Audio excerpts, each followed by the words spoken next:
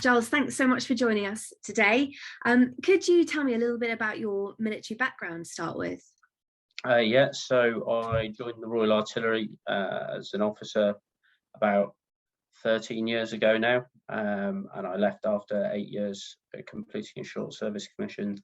I did a tour to Afghanistan as a fire support team commander, as well as being a regimental ops officer and the usual other officer stuff.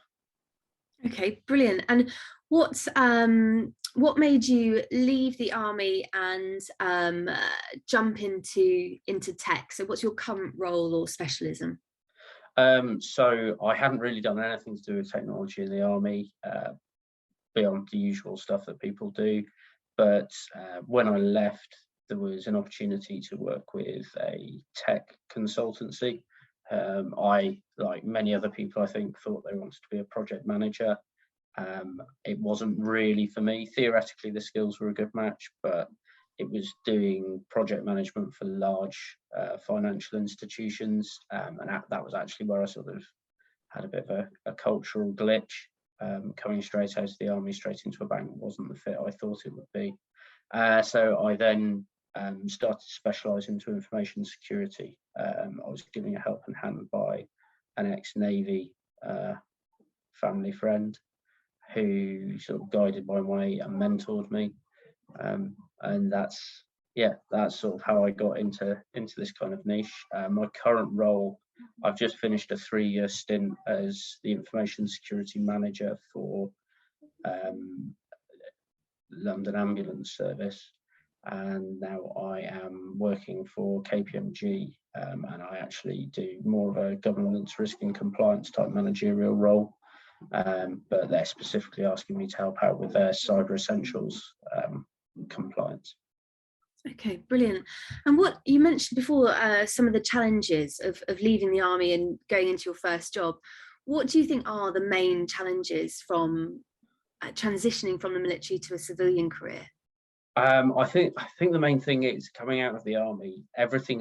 All jobs are very well defined. By the time you've finished training, you've already got a cap badge, and then there are all the roles that you can fulfill, and then how you're going to go forwards and progress through your career is laid out for you. And actually, the issue I found in civilian life was being spoiled for choice. So I thought, oh, I'd like to be a project manager. And people are like, oh, great, in what? I was like, well, you just project manage stuff, don't you? Well, no, you need to have some kind of background or knowledge of the area you're going to deal with. Oh, you don't want me to just generically project manage, right? And so as I started to specialise, I used my resettlement time to do things like basic financial services qualifications, or an investment management certificate, which was really interesting, very good for my personal finances. But actually what I discovered was I don't really like that.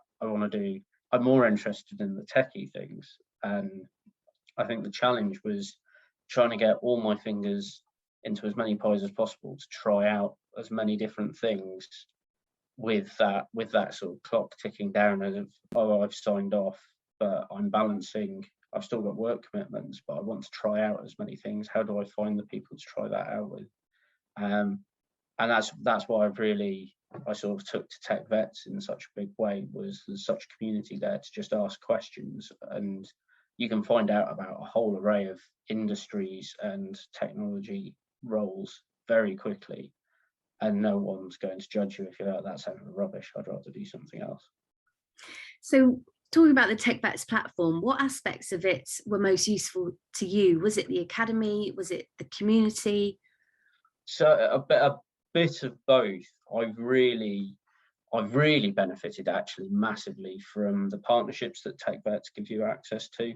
I particularly call out the free access I got to immersive labs.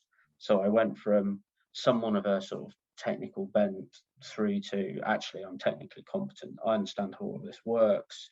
I've got hands-on experience. Those sort of lab access is completely invaluable. And lots of the training they give you access to, I think, comes in that form where you can have hands-on access, try things, learn stuff, and it gets you into that the IT sort of engineering mentality of I'll just give it a go, but in an atmosphere where, oh, I've broken it, that doesn't matter. just hit restart and try again. So that sort of access has been really good. I've liked, well, a bit squashed over the past sort of 2 years, but the community in terms of the face-to-face meetups, just meeting other people who found their way through all sorts of different paths to being in that community, and being able to ask sort of nif-naf and trivia questions. I've forgotten how to do this, or I'm stuck with this like really small problem, and there's always someone who'll come back and be like, oh, I've done this, actually I've made a script for it, or actually there's this website where I learned how to do everything. It's almost a bottomless pit of resources. You can ask any question. Perfect. And if you could give a top tip to your former self as you were leaving the military, what would that be? Have a more open mind. I was absolutely focused, right, as if I'm leaving the military because I want to avoid doing a desk job in the military, then I better get paid some really good money to do a desk job elsewhere. And that's absolute rubbish. I should have said to myself, what do you like doing? What enthuses you? What industries have the kind of culture you're looking for? And think about that kind of personal fit, because there's always that old trope of, oh, you know, if you're doing what you love, then you never work a day in your life. It's a bit over the top, but if you're looking for that good fit, where I find myself enormously frustrated by my job on a regular basis, but it's because I'm problem solving, and that's engaging the bit of my brain that I want work to satisfy.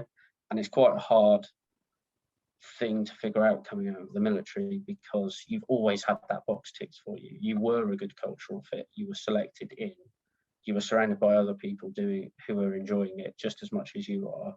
So then getting out and then trying to find that team, not just inside the military, but in the whole world of work, 65 million people in the UK alone, trying to find your team of 10 or something within that you enjoy working with is a bit of a challenge.